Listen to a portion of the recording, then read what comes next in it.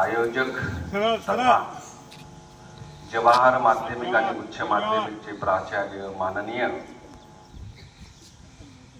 Baliramji वटाणे sir, पर्यवेक्षक माननीय Ingale sir, या प्रशालेचे माध्यमिक उच्च माध्यमिकचे सर्व शिक्षक प्राध्यापक वृंद, माझ्यासोबत उपस्थित असलेले पतंजलीचे तालुका शाखेचे संरक्षक सदस्य, सेवानिवृत्त अभियंता आदरणीय केंद्रे साहेब, पतंजली योग समिती जिंतूर तहसीलचे प्रभारी आदरणीय ॲडव्होकेट गोपाळराव देशपांडे साहेब, उपस्थित पालकवृंद आणि ज्यांच्यासाठी आज हा दिवस या ठिकाणी आयोजित केलेला या प्रशालेमध्ये सर्व शाळेचे विद्यार्थी आणि विद्यार्थी मित्र हो, 1914 मध्ये संयुक्त राष्ट्र संघटनेमध्ये प्रस्ताव देशाचे यशस्वी प्रधानमंत्री मोदीजी यांनी मांडला, त्यावेळेस 192 सदस्य उपस्थित होते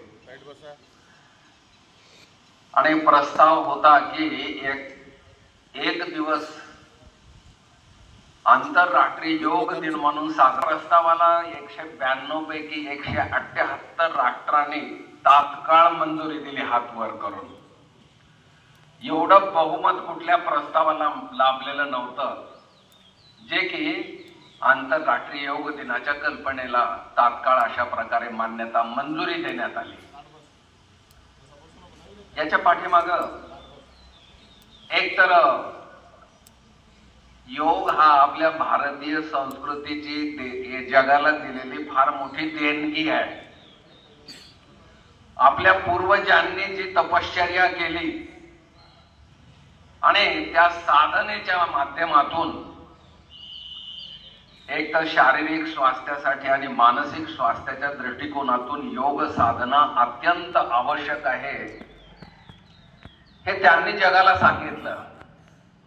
आद्य योगी म्हणून शिवयोग ओळखला जातो आणि योग क्षेत्रामध्ये महर्षी पतंजली असेल, महर्षी पाणिनी असतील, महर्षी चरक असतील, महर्षी सुश्रुत असतील, यांनी फार मोठी कामगिरी केलेली आहे. आज आता आपणाला एकच लक्षात घ्यायचंय की विद्यार्थी दशेपासून ते म्हातारपणापर्यंत रोग झाला नाही असा व्यक्तीच नाही. तुम्हाला सुद्धा सर्दी होते, तुमचं सुद्धा पोट दुखतं, तुमचं सुद्धा डोकं दुखतं, काही जणांना कुठल्या प्रकारची समस्या, काही जणांना कुठल्या प्रकारची, मुलींना आणखी वेगळ्या प्रकारची समस्या. सगळ्यांना आरोग्याच्या दृष्टिकोनातून स्वास्थ्य चांगलं देण्याचा हा उद्देश जो आहे त्या दृष्टिकोनातून आपण जमा झालेलो आहोत. एवढंच नाही, अंतरिक्षामध्ये अंतराळ संशोधन करणारे जे वैज्ञानिक असतात ना, वर गेल्याच्या नंतर 4-4, 6-6 महिने त्या ठिकाणी राहतात. त्यांना सुद्धा या ठिकाणी अगोदर प्रशिक्षण योगाचं दिलं जातं. प्रतिकूल वातावरणामध्ये स्वतःला सक्षम ठेवण्यासाठी वर योग करावा लागतो, जिथं अंतरिक्षामध्ये त्यांना थांबायचंय. अंतरिक्षामध्ये सुद्धा प्रयोगशाळा असतात, तर तिथं त्यांना 1-1 तास योग करावा लागतो. आणि प्रतिकूल परिस्थिती केव्हा निर्माण होईल काहीही सांगता येत नाही. आणि तशा प्रतिकूल परिस्थितीमध्ये कधी कधी आई मदत करू शकत नाही, वडील मदत करू शकत नाही, कोणीच मदत करू शकत नाही. तुमच्या मदतीला फक्त योग काम खूप चांगल्या प्रकारे करू शकतं. आज तुम्हाला जे प्रोटोकॉल घेतलं जाणार आहे, भारतातल्या सर्वोत्कृष्ट योग संस्था ज्या असतील त्या सर्वोत्कृष्ट योग संस्थाच्या 21 सदस्यांनी एकत्र येऊन एक अभ्यासक्रम तयार केलेला आहे. त्यालाच आपण इंग्लिशमध्ये प्रोटोकॉल म्हणतो.